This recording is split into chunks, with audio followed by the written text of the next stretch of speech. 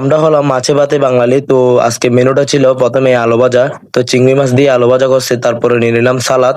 তো দেখতেছেন আমি আগে আলু ভাজা দিয়ে ভাতগুলো মাখাচ্ছি সুন্দর করে। তো সুন্দর করে মাখানোর পর এক মুঠো খেয়ে দেখতেছি আলু ভাজাটা এবং চিংড়ি মাছ দিয়ে ভাজা করছে অনেক সুস্বাদু হয়েছে। আমার মা কিন্তু অনেক ভালো রান্না জানে।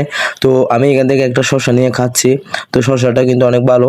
তো আমি আস্তে আস্তে করে বাজি দিয়ে আস্তে আস্তে ভাতগুলা খাচ্ছি। তারপরে নিয়ে নিলাম বাদালি বড়া। তো চট্টগ্রাম যারা আছেন অবশ্যই তারা চিনবেন বাদালি বড়া। তারপর নিয়ে নিলাম একটু মুরগির মাংসের ঝোল।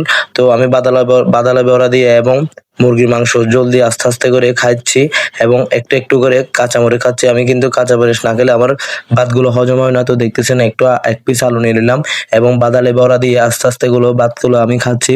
তারপর নিয়ে নিলাম একটু শশা। তো শশাটা একটু এক মুঠো ভাত খাচ্ছে এবং শশা খাচ্ছে, এবার একটু লেবু টিপতেছি ভাতের উপরে একটু টক টক লাগার জন্য। তো বাদালি বড়াটা কিন্তু অনেক টেস্ট হয়েছে এবং অনেক সুস্বাদু। তো দেখতেছেন জলদি আমি আস্তে আস্তে করে মাখাচ্ছি। তারপর নিয়ে নিলাম মাছ, এটা হলো পোয়া মাছ। তো এখানে দিছে কাঁকরোল। তো আমি কিন্তু একটু কম কাঁকরোল কম খাই। তো তার জন্য আমি কাঁকরোলগুলো এক সাইডে করে রাখলাম। তো তারপর আমি সবগুলা ভাত মেখে আস্তে আস্তে করে খাচ্ছি বাদালি বড়া দিয়ে। বাদালি বড়া কিন্তু অনেক সুস্বাদু হয়েছে এবং অনেক টেস্ট হয়েছে।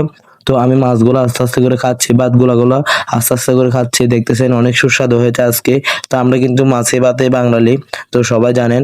তো দেখতেছেন আমি বাদালি বড়া আস্তে আস্তে করে খাচ্ছি। বাদালি বড়া কিন্তু যারা চট্টগ্রামে থাকেন সবাই চিনেন। তো আস্তে আস্তে আমি ভাতগুলো খাওয়ার পর দেখতেছেন আপনাদের সাথে কথা বলতে বলতে আজকে খাওয়াটা এখানে শেষ করলাম। সবাই ভালো থাকবেন, সুস্থ থাকবেন, পেজটা ফলো করে রাখবেন।